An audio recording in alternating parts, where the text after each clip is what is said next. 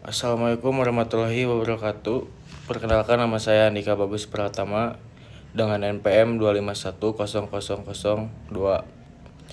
Pada kesempatan ini saya akan menjelaskan tentang reformasi dan penegakan hak asasi manusia di Indonesia. Reformasi merupakan perubahan besar yang terjadi di Indonesia setelah runtuhnya rezim Orde Baru pada tahun 1998. Reformasi ini muncul sebagai respon atas praktik pemerintahan yang otoriter, pelanggaran hak asasi manusia, pembatasan kebebasan berpendapat, serta ketidakadilan dalam berbagai aspek kehidupan bangsa dan bernegara. Momentum reformasi ini menjadi titik balik penting bagi bangsa Indonesia menuju pemerintah yang demokratis.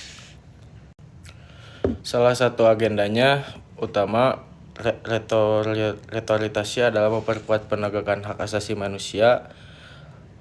HAM sendiri merupakan yang dimiliki setiap individu sejak lalu tersebut, meliputi hak hidup, hak berpendapat, hak berpendidikan, hak kebebasan dan beragama, hingga hak atas keadilan.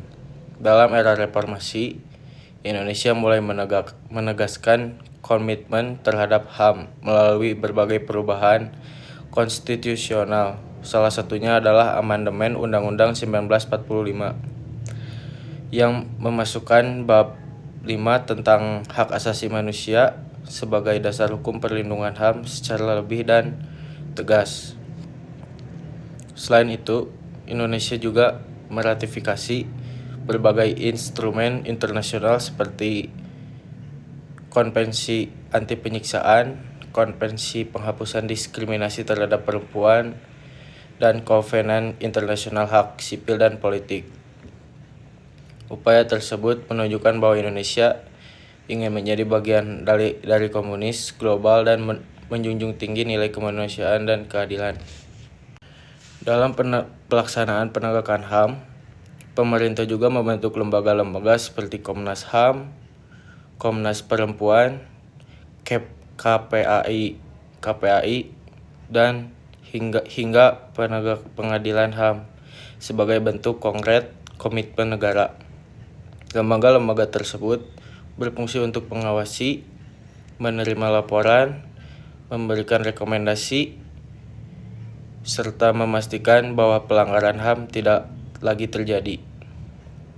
Namun meskipun berbagai langkah sudah dilakukan, penegakan HAM di Indonesia masih menghadapi tantangan. Beberapa kasus pelanggaran HAM berat di masa lalu, seperti tragedi 1965 sampai 1966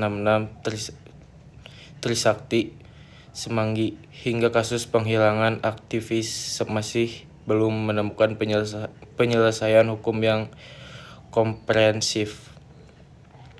Selain itu, masih terdapat praktik kekerasan, diskriminasi, dan pembatasan kebebasan sipil yang menunjukkan bahwa perjuangan penegakan HAM belum selesai.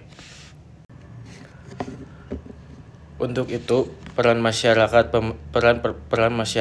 pemerintah, akademisasi, serta generasi muda sangat dibutuhkan dalam menjaga nilai kemanusiaan. Penegakan HAM bukan hanya tugas pemerintah, tetapi tanggung jawab bersama warga negara. Itu ada tantangan penegakan HAM di masa kini. Walaupun telah banyak kemajuan di penegakan HAM, di Indonesia belum sepenuhnya ideal. Beberapa kasus pelanggaran HAM di masa lalu yang belum menemukan keadilan yang tuntas, seperti tragedi 1965 sampai 1966 Trisakti, Talagasari, Lampung, hingga penghilangan aktivis menjadi luka sejarah. Selain itu, tantangan penegakan HAM di masa kini juga sangat kompleks. Di antaranya, 1. Pembatasan kebebasan berekspresi di era digital. 2. Diskriminasi terhadap kelompok minoritas. 3. Kekerasan berbasis gender. 4. Konflik dari agraria antara masyarakat lokal dan korporasi. 5. Ada penyiksaan dan kekerasan dalam sistem penegakan hukum.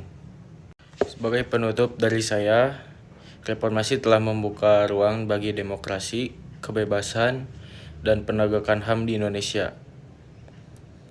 Tantangannya masih ada tetapi dengan kesadaran komitmen moral serta keberanian membela kebenaran, cita-cita bangsa yang adil dan beradab dapat terwujud. Sekian dari saya. Assalamualaikum warahmatullahi wabarakatuh.